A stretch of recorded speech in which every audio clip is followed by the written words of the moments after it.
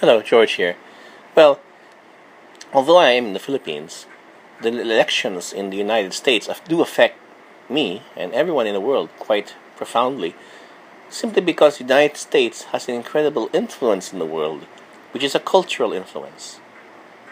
It is uh, largely uh, a master at producing media and mass media, movies, music, the arts.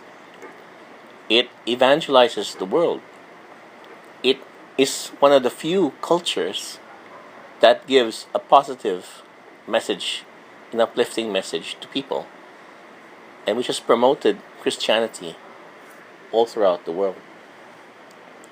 So, in the election we have here against Donald Trump and Hillary Clinton, one issue that profoundly affects the world is the issue of whether you're pro life or not.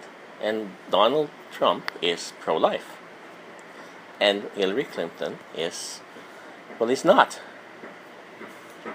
So now it's a very stark thing, and I pray that Donald Trump wins. So I'm not allowed to vote for him. And the Catholic Church, they can't mention an endorsement of him by name because it would be affecting an election. But I'm not an official member of her church hierarchy. I'm not bound by those restrictions. And I tell you, those Americans out there, please vote for Donald Trump if you care about the unborn child. That overrides everything. That overrides everything.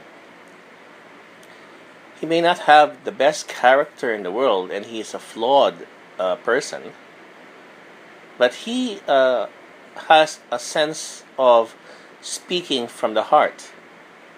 And he says it the way it is. He speaks his mind, which can get him into trouble, in a very politically correct society, especially a very politically correct media. And so, what comes of his heart, you know what you get. What you see is what you get, basically, with Trump. With Hillary Clinton, you have no idea, because she does not, even her own supporters don't claim honesty for her, right? And maybe Donald Trump is more popular than the media portrays, because I do think the media is biased against Donald Trump.